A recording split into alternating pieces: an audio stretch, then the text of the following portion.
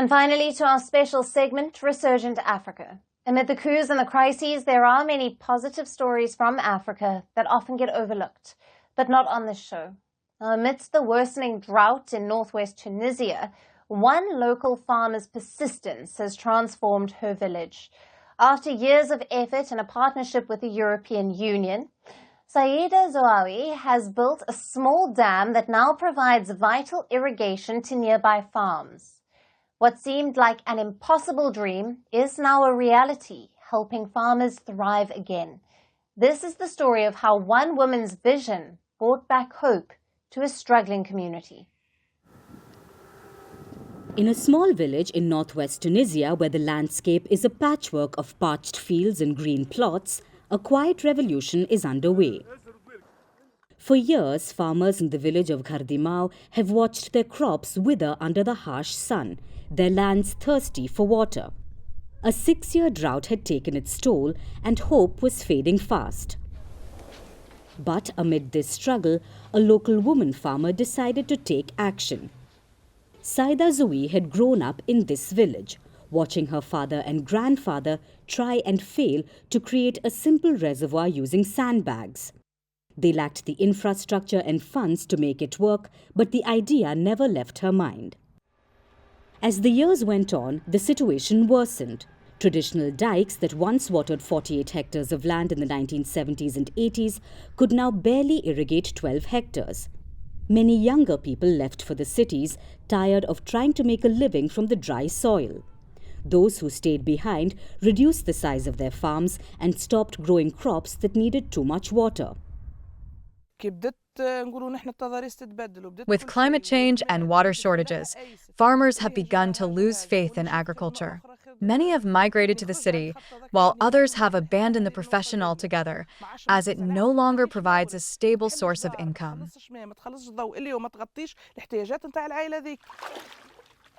But this farmer had a dream.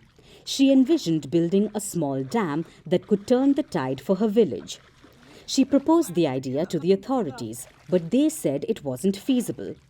Tunisia was struggling with debt and there were more pressing concerns. But she kept pushing, convinced that this lifetime project would not only revive her farm, but bring back life to the entire area. As our ancestors began in this profession, we must continue, and my children and the children of farmers will also continue in this way. However, we have to face up to the reality and adapt to climate change. And finally, in 2019, after years of effort, her vision began to take shape. Thanks to foreign support, the European Union covered 90% of funds needed to build the dam. Local farmers pitched in the remaining 10%, offering their labor and resources to make it happen. Our reality has changed radically. Today, we sell our produce. We sell peppers, tomatoes, cucumbers, squash, and many other vegetables. Yes, our situation has changed, and I'm no longer looking for another job, as this is now my profession. The dam wasn't huge, about the size of 1.5 Olympic pools and 3 meters deep. But its impact was immediate. It now irrigates 45 small farms, each about 1 to 2 hectares in size, with a free rotation system for water access. For the farmers, it was nothing short of a miracle.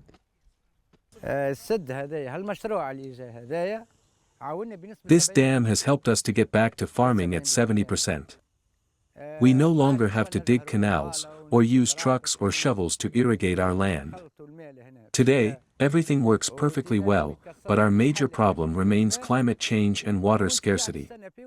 Despite this, thanks to this dam, we give thanks to God.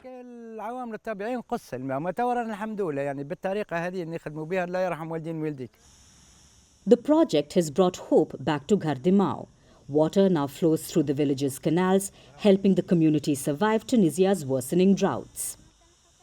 As the local woman farmer clears debris from the dam, she smiles and says, We see this change as a catastrophe, but we have to face it with our means, manage its risks, and not lose hope. We won't give up. And the village pins its hopes on Saïda Zouawi. Firstpost decodes the U.S. election, explains how America chooses its president. Your primer on the race to the White House. Everything you need to know about how America votes and its global implications. U.S. Election Explained. Every Monday and Thursday only on Firstpost.